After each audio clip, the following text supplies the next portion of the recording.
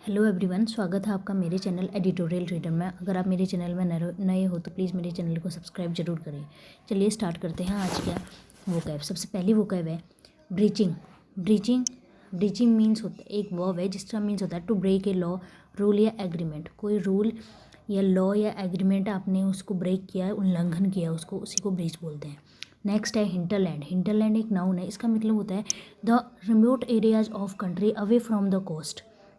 जो बहुत दूर के इलाके हैं, जो कोस्ट मतलब जो समुद्र के किनारे के जो एरिया हैं वहाँ से बहुत दूर हैं। And the banks of major rivers, और उनके किनारों से बहुत दूर है, उन्हीं को बोलते हैं hinterland. Next bore the brunt of, एक फ्रेज है, इसका मतलब होता है to suffer the worst part of an unpleasantness और अनप्लीजेंट एंड प्रॉब्लमेटिक सिचुएशन। कोई बहुत ही बुरा सिचुएशंस का रॉस पार्ट उसको आप सफ़र कर रहे हैं, उसी को बोलते हैं bore the brunt of. Next है स्टेटस क्वा। ये हमने काफ़ी बार पढ़ा है, एक नाउन है, इसका मीन्स होता है जैसे प्रेजेंट सिचुएशन है वैसे ही रहना, वैसी बनी रहना, वैसी बनी रहना, ना चेंज होना उसमें कुछ। नेक्स्ट है exchequer. The funds of government और इंस्टीट्यूशनल और इंडिविजुअल। गवर्नमेंट के ज़्यादातर फंड, आप इसको बोल सकते हैं राजकोष। राजकोष जो गवर्नमेंट का जो पैसा है उसी को बोलते हैं एक्सचेकर। नेक्स्ट है स्टेम्ड फ्रॉम, एक फ्रेजल वर्ब है, इसका मीन्स होता है to be caused by something, किसी वजह से कुछ होना, किसी के कारण। नेक्स्ट है रिकैलिब्रेट, एक वर्ब है, इसका मीन्स होता है कैलिब्रेट अगेन और डिफरेंटली। कैलिब्रेट करना, किसी चीज़ को पुनः जांचना, उसको अच्छी तरह से रीचेक करना, पुनः जांचना, एग्जामिन करना, उसी को बोलते हैं रिकैलिब्रेट। कैलिब्रेट का मतलब होता है जांचना और रिकैलिब्रेट मीन्स पुनः जांचना। चलिए स्टार्ट करते हैं आज का एडिटोरियल। टीनियस टैग।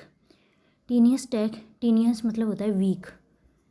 टैग मीन्स होता है कोई ऐसी चीज़ आप जिसको अचीव करने के लिए, आप कोई पर्टिकुलर चीज़ को अचीव करने के लिए कोई चीज़ कर रहे हो, तो उसी को बोलते हैं टैकल करने के, किसी चीज़ से डील करने के लिए। एक तरीके से टैग मीन्स होता है ये, वैसे एक तरह से नेल के लिए यूज होता है, एक नाउन होता है। नेल मीन्स जो हम बोलते हैं कीले, वो उसको बोलते हैं। और इसका एक तरीके से और यूज होता है कि आप कोई पर्टिकुलर से कोई चीज़ को अचीव करने के लिए जो आप प्रयास कर रहे हैं। नेक्स्ट है on RBI policy stand. RBI का जो पॉलिसी स्टैंड है, उसका जो स्टैंड है उसमें उसका जो और आरबीआई पॉलिसी स्टैंड, आरबीआई का जो स्टैंड है उसमें उसका जो कि उसको कैसे पॉलिसी को चेंज करना है, क्या है, उसको रिलेटेड ये आर्टिकल है कि आरबीआई को रिलेटेड आर्टिकल है, ये महंगाई को रिलेटेड आर्टिकल है। एक तरीके से आरबीआई की जो उसने अपने इन्फ्लेशन को लेके जो प्रोजेक्शन किए थे, जो उन्होंने अपना अनुमान लगाया था कि कितना बढ़ेगा, उसको रिलेटेड पूरी ये बातें। चलिए स्टार्ट करते हैं आज का editorial. The RBI must be ready to recalibrate its inflation projection. RBI को रेडी रहना चाहिए दोबारा पुनः जांचने के लिए उसका जो इन्फ्लेशन प्रोजेक्शन है, उसने महंगाई को लेके जो अनुमान लगाए थे उसको दोबारा क्या करने की ज़रूरत है। मस्ट बी रेडी, उस चीज़ के लिए तैयार रहना चाहिए ताकि वो उस चीज़ को पुनः जांचे, उस चीज़ पे पुनः विचार करें। एंड शिफ्ट पॉलिसी, और जो भी पॉलिसी उनकी है उसको शिफ्ट करें। शिफ्ट पॉलिसी मतलब चेंज करें। पॉलिसी स्टैंड जो वो पॉलिसी लेके आए थे उसको क्या करने की ज़रूरत है, रिकैलिब्रेट करने की ज़रूरत है, पुनः जांचने की ज़रूरत है। जो उसने महंगाई को लेके जो प्रोजेक्शन दिए थे, अपना अनुमान लगाया था, उसको लेके उसको हमेशा तैयार रहने की ज़रूरत है। India's inflation based on the consumer price index. India की जो महंगाई दर है वो किस पे बेस है, किस पे आधारित, on the consumer price index. Consumer price index पे डिपेंड है। क्विकेंड टू 6.01 इन जनवरी। जो क्या हुआ, क्विकेंड मतलब होता है बढ़ना, फास्ट, तेज़ी से बढ़ा है। जनवरी में कितना हुआ, 6% in January. Breaching the central bank's upper tolerance limit. जो सेंट्रल बैंक की है, सेंट्रल बैंक आरबीआई के लिए यूज है यहाँ पे, जो सेंट्रल बैंक है उसका जो टॉलरेंस लिमिट है, जो उसने एक बताया था कि इतने तक ही बढ़ेगा, इससे ऊपर उसने ब्रीच कर लिया, उसका उल्लंघन किया, मतलब उससे आगे बढ़ गया। महंगाई दर कितनी हो गई? 6.01% इन जनवरी, जो कि आरबीआई ने क्या उसने प्रोजेक्ट किया था कि 6% तक रहेगी, इतनी लिमिट है, इतनी तक ये टॉलरेंस लिमिट है, लेकिन उससे ज़्यादा ऊपर बढ़ गई वो। While the headline number was no surprise, headline number ये इसके लिए यूज हुआ है 6% इन्फ्लेशन के लिए। Headline number the headline number इसलिए वॉज आया है, सिंगुलर है। No surprise given that the RBI had forecasted the acceleration, कि लेकिन ये हेडलाइन नंबर जो भी इन्फ्लेशन आया है, जो इतना बड़ा है ये महंगाई दर, इसमें कोई सरप्राइज की बात नहीं है, कोई आश्चर्यजनक की बात नहीं है, क्योंकि given that the RBI forecasted the acceleration, क्योंकि क्या किया था आरबीआई ने पहले ही फोरकास्ट कर लिया था। फोरकास्ट हेड के साथ थर्ड फॉर्म आती है, फोरकास्ट एक वर्ब है, इसकी सेकंड फॉर्म थर्ड फॉर्म सारी फोरकास्ट ही होती है। RBI had forecast the acceleration, RBI ने बताया था एक्सलेशन मतलब बढ़ोतरी, जो ये बढ़ोतरी होगी ये उसने पहले फोरकास्ट किया था, पहले प्रिडिक्ट कर लिया था कि ये बढ़ सकती है, उसने पहले बता दिया था। The official data merit scrutiny, जो ऑफिशियल डाटा मेरिट है उसको लेके जो आधिकारिक डाटा है उसको ले जो उसने बताया था, ये तो पहले से ही वो क्या था, फोरकास्ट किया था उसने, पहले से ही अनुमान लगाया था ये बढ़ सकता है। प्रोविजनल एस्टिमेट्स, प्रोविजनल मतलब टेम्परेरी एस्टिमेट्स, प्रोविजनल ये यहाँ पे एडजेक्टिव है, एस्टिमेट्स यहाँ पे नाउन है। जो प्रोविजनल एस्टिमेट है, एस्टिमेट मतलब अनुमान लगाना, जो उसने जो डाटा है एक तरह से, जो प्रोविजनल एस्टिमेट शो द, इसलिए शो एस्टिमेट्स है प्लूरल है इसलिए शो आया। शो द इंटरलैंड, वो क्या करता है, शो करता है हिंटरलैंड, जो ऐसे दूर दराज के इलाके हैं जो काफ़ी दूर हैं, मतलब कोस्टल एरिया से, with its greater proportion of countries poor. ये क्या दिखाता है, ये show the hinterland with its greater proportion of poor, ये वो जहाँ पे क्या रहते हैं, विद इट्स बहुत ज़्यादा मात्रा में क्या रहते हैं, गरीब लोग रहते हैं, मतलब गरीबी है काफ़ी यहाँ पे। Bore the brunt of rising food prices with rural food prices inflation, bore the brunt मतलब सिचुएशन को और ख़राब कर दिया, और अनप्लीजेंट सिचुएशन को और ज़्यादा रॉर्स कर दिया, तो ये बहुत ही अनप्लीजेंट सिचुएशन हो गया। राइजिंग फूड प्राइस मतलब खाने की कीमतों में बढ़ोतरी हो रही है, with rural food price inflation sprint, और रूरल फीड ये इन्फ्लेशन कितना बढ़ गया, food price inflation 5.1 from December 3.39, दिसंबर में 3.39 था, अब कितना बढ़ गया है 5.18%। स्प्रिंटिंग मतलब बढ़ना, तेज़ी से भागना, इधर से स्प्रिंटिंग मतलब बहुत तेज़ी से भाग रहा है।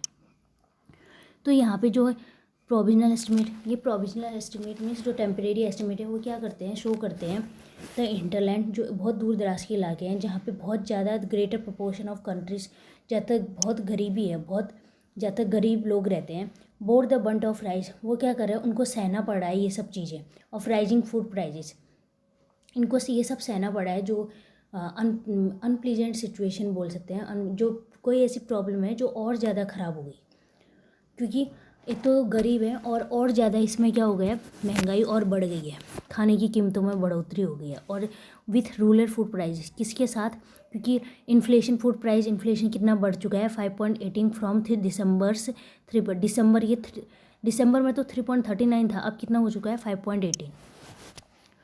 Oils and fats quickened verb है यहाँ पे, वो जल्दी है, fast quickened the fastest at the oil, और जो फैट्स के प्राइजेज हैं वो बहुत जल्दी बढ़ रहे हैं, द फास्टेस्ट एट 18.7 उनका उस रेट से वो बढ़ रहे हैं, बहुत जल्दी बढ़ रहे हैं। Though the RBI had been expected to start normalising its pandemic era policy stance in February is monetary policy meeting. हालांकि आरबीआई, ये दो के बाद कॉन्ट्रडिक्टरी स्टेटमेंट आते हैं, इसके बाद दो सेंटेंस आती है, तो पहला दूसरे के अपोजिट होगा या दूसरा वाला फर्स्ट के अपोजिट होगा। आरबीआई हालांकि क्या एक्सपेक्ट किया था आरबीआई से कि वो जो भी उन्होंने पेंडेमिक एरा से जो पॉलिसी उसने लाई थी, उन्होंने पेंडेमिक एरा में जो पॉलिसी अपनाई थी उसको नॉर्मलाइज करेंगे। जो पेंडेमिक एरा के टाइम में उन्होंने जो पॉलिसी लाई थी, क्योंकि लॉकडाउन लगे थे, उसको ग्रोथ को बढ़ाने के लिए, इकोनॉमी को बढ़ाने के लिए जो पॉलिसी लाए थे उसको आप नॉर्मलाइज़ करेंगे, उसको आप सही करेंगे, क्योंकि अब तो लॉकडाउन खुल गया है, ऐसा एक्सपेक्ट किया था आरबीआई से, वो नॉर्मलाइज़ करेंगे। इन फरवरीज मॉनेटरी पॉलिसी मीटिंग, जो फरवरी में मॉनेटरी पॉलिसी मीटिंग हुई थी, उसमें ऐसा एक्सपेक्ट किया गया था कि वो नॉर्मलाइज़ करेंगे। And reform its resolve to contain inflation, और वो क्या करेंगे, रिफॉर्म करेंगे, कन्फर्म करेंगे इसका रिजॉल्व मीन्स होता है कोई चीज़ सॉल्व करना। To contain inflation, to contain एक वर्ब है, इसका मीन्स होता है लो करना, ताकि इन्फ्लेशन को कम कर सके, ऐसा आरबीआई से एक्सपेक्ट किया गया था, लेकिन उसने ऐसा नहीं किया। इसका means the central bank retained the, लेकिन उसने ऐसा नहीं किया, the central bank retained the status quo in order to support economic growth. Central bank ने क्या किया, रिटेन मतलब मेंटेन करके रखा, द स्टेटस क्वा, जो स्टेटस क्वा मतलब वही चीज़ बनाए रखी, वही पॉलिसी रखी जो पेंडेमिक एरा से पहले से उसने पॉलिसी अपनाई थी, वही पॉलिसी बना के रखी, उसने चेंज नहीं किया। किस वजह से, इन ऑर्डर टू सपोर्ट, ताकि इकोनॉमिक ग्रोथ को सपोर्ट कर सके, उसको हेल्प कर सके, उसको बढ़ा सके, इसलिए उसने नहीं बनाए रखा, जो किससे, आरबीआई से एक्सपेक्ट किया गया था। 2 के बाद first form of RBI had been expected, had के बाद थर्ड फॉर्म है, ठीक है। टू स्टार्ट, 2 के बाद हमेशा फर्स्ट फॉर्म ऑफ वर्ब आती है। स्टार्ट के बाद हमेशा जो भी वर्ब आता है वो आईएनजी फॉर्म में ही आता है। आरबीआई के लिए इट्स यूज हुआ है pandemic area in February monetary policy and reform its resolve to contain the central bank के लिए रिटेन्ड आया है स्टेटस का इन ऑर्डर टू सपोर्ट 2 के बाद फर्स्ट फॉर्म ऑफ वर्ब आती है, टू सपोर्ट इकोनॉमिक ग्रोथ, ठीक है। गवर्नर सत्यदान Das has defended the RBI projection for inflation. उसने जो सत्यदास ने किसका, आरबीआई का बचाव किया, किसमें, आरबीआई ने जो अनुमान लगाया था इन्फ्लेशन के लिए, उसका उसने बचाव किया। To slow to 4.5% in financial year 23। उन्होंने बोला, जो उन्होंने आरबीआई का जो भी उसने महंगाई को लेके जो प्रोजेक्शन किया था, जो अनुमान लगाया था, उसको डिफेंड किया उन्होंने, और फिर बोला कि ये इन्फ्लेशन क्या हो जाएगा, फाइनेंशियल ईयर 23 में क्या हो जाएगा, 4.5% कम हो जाएगा। उन्होंने ऐसा बोला। बाय साइटिंग, किसका हवाला देते हुए, by citing the base effect as the cause of higher headline inflation. उन्होंने इस चीज़ का हवाला दिया, बेस इफेक्ट मतलब किसी चीज़ से कंपैरिजन करना, जैसे प्रीवियस ईयर से कंपैरिजन करना, हमने इस साल का महंगाई दर कितना है, जैसे पिछले साल 4% था, अब 5% है, तो आप किससे कंपैरिजन कर रहे हैं, उसी को बोलते हैं बेस इफेक्ट। तो उन्होंने बोला कि इसका हवाला देते हुए बोला कि ये स्लो हो सकता है फिस्कल ईयर 23 में, उस चीज़ को बचाते हुए कि महंगाई दर उन्होंने जो लगाई थी वो नहीं हुई, जो भी हुआ और बढ़ गई, तो उस चीज़ का बचाव करते हुए उन्होंने फिस्कल जो फाइनेंशियल ईयर 23 है उसमें 4.5% कम हो जाएगी as a cause of higher headline inflation. Base effect है वो किसकी वजह से इन्फ्लेशन बढ़ा है, बेस इफेक्ट की वजह से, क्योंकि हमने बेस इफेक्ट जैसा ले रखा है जिस चीज़ से हम कंपैरिजन कर रहे हैं। इस फिस्कल में जो बेस इफेक्ट की वजह से ये आपको हाइयर इन्फ्लेशन देखने को मिल रहा है, उनका ये कहना है। एंड प्रिडिक्टेड, और ये प्रिडिक्ट किया, ये भविष्यवाणी की, that a similar base effect would help enable A down trend in the coming months. और ये भी उन्होंने प्रिडिक्ट किया, यही बेस इफेक्ट जो हमने पहले बेस इफेक्ट जो हम कंपैरिजन कर रहे हैं जिस चीज़ से, यही बेस इफेक्ट क्या करेगा, वुड हेल्प, ये करेगा एनेबल, हेल्प के साथ हमेशा फर्स्ट फॉर्म ऑफ वर्ब ही आती है, ये हेल्प के साथ हमेशा टू के बाद फर्स्ट फॉर्म वर्ब आती है या सीधे वर्ब आती है। ये क्या करेगा, ये बेस इफेक्ट क्या करेगा, हेल्प करेगा, एनेबल मतलब सक्षम करेगा, ये down trend in the coming month. Down trend मतलब कटौती होना, मतलब नीचे जाना, रिड्यूस होना, ये इन्फ्लेशन में कमी आएगी, यही बेस इफेक्ट हम आगे आने वाले टाइम में हेल्प करेगा इन द कमिंग मंथ्स, ताकि ये इन्फ्लेशन कम हो जाए। The RBI's assertion however could unravel means होता है ईजली क्लियर, एक तरह से क्लियर है, सॉल्व बोल सकते हैं इसको, रिजॉल्व। द आरबीआई की जो अजम्पशन है हालांकि कुड अनरेवल मतलब सॉल्व कर सकते हैं, सुलझा सकते हैं, if storm clouds on the horizon intensify. Storm clouds मतलब तूफ़ानी बादल, ऑन द हॉरिजन मतलब हॉरिजन एरिया बोल सकते हैं, इंटेंसिफाई अब बढ़ जाता है तो ये तो आरबीआई का अजम्पशन है कि वो क्या कर सकता है, सुलझा सकता है इस चीज़ को अगर ये चीज़ें ज़्यादा और ज़्यादा बद से बदतर हो गई। If storm clouds on the horizon intensify, इसका मीन्स ये कहना चाह रहा है कि अगर इन्फ्लेशन और ज़्यादा बढ़ गया तो कैसे सुलझाएगा, वो सुलझा सकता है। हाँ, ये एक कुड अनरेल, ये एक पॉसिबिलिटी दिखा रहा है, क्या वो सुलझा सकता है, ये आगे आने वाले हुए टाइम में ही पता चलेगा। अनसर्टेनिटी ओवर द, जो अस्थिरता है, अनसर्टेनिटी हो रही है यूक्रेन और रशिया के बीच में, जो टेंशन चल रही है। पुस्ट मतलब global crude price to, pushed मतलब यहाँ पे पुस्ट मतलब होता है बढ़ाया, इंक्रीज हुआ, global price to a 7-year high earlier this week.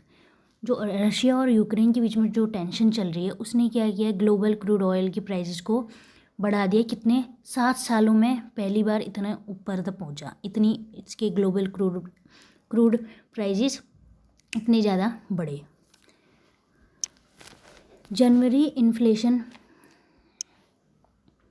Could के साथ हमेशा फर्स्ट फॉर्म ऑफ वर्ब आती है, जो भी मॉडल वर्ब होते हैं उसके बाद हमेशा फर्स्ट फॉर्म अनरेवल, ठीक है। यहाँ पे on the intensity over the post global crude to a 7। Next चलिए पढ़ते हैं आगे। जनवरीज इन्फ्लेशन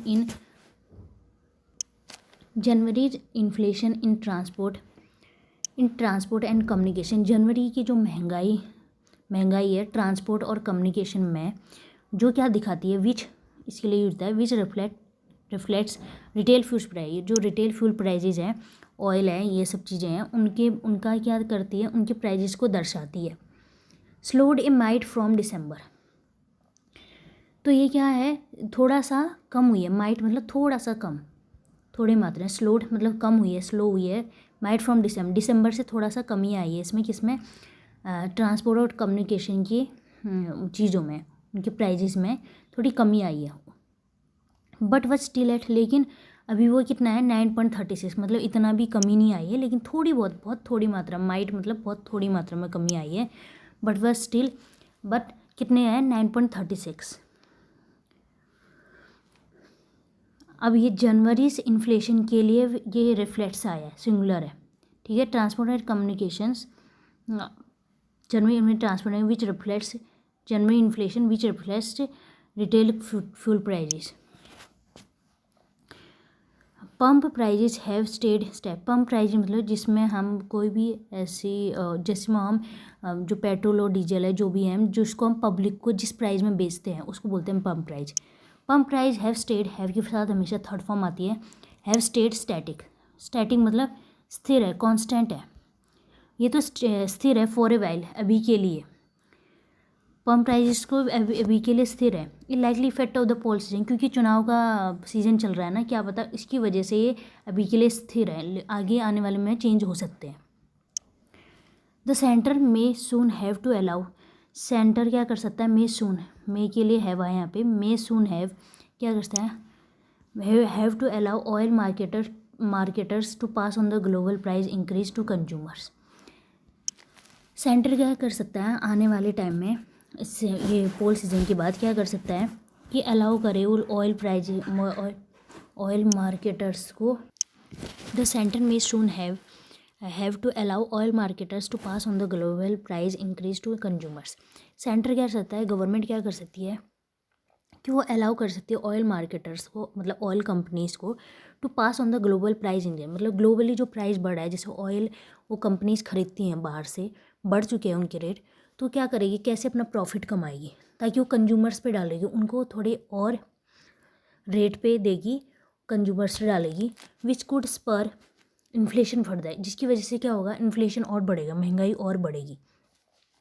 तो गवर्नमेंट या तो ये कर सकती है कि ऑयल कंपनीज या ऑयल मार्केटर्स को ये ग्लोबल प्राइस उनको बोल दिया जाए कि आप खुद ही पास कर दीजिए कंज्यूमर्स को, कि आप जो ग्लोबल प्राइस इंक्रीज है उसको कंज्यूमर को खुद ही पास कर लीजिए। मैंने बताया पास करना मीन्स उनको खुद, उन्होंने ऑयल ख़रीदा ज़्यादा मात्रा में, ज़्यादा प्राइस में, क्योंकि महंगाई दर बढ़ गई है, तो वो क्या करेंगे, पास करेंगे कंज्यूमर को, उनको और ज़्यादा रेट में देंगे ताकि वो भी अपना प्रॉफिट कमा सके।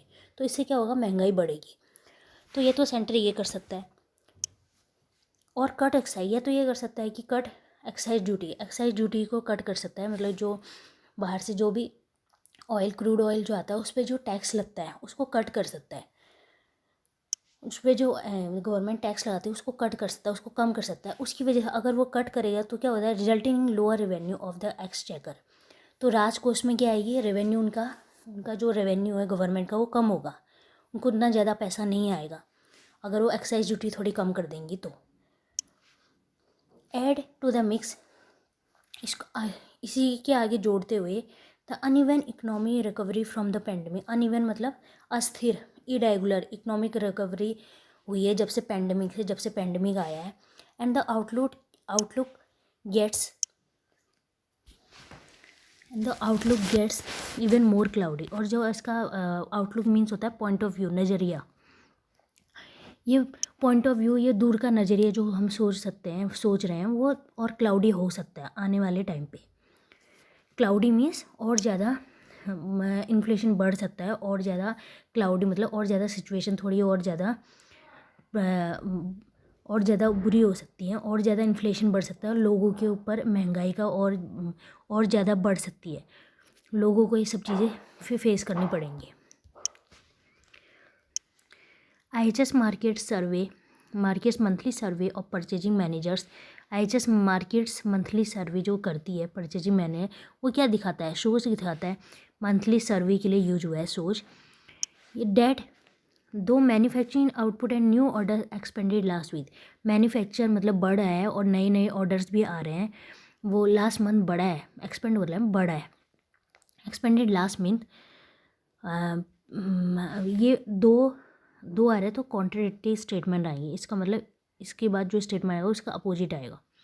ग्रोथ रेट्स ईज्ड, मतलब ग्रोथ, हालांकि पिछले महीने क्या हुआ, मैन्युफैक्चरिंग बढ़ी है,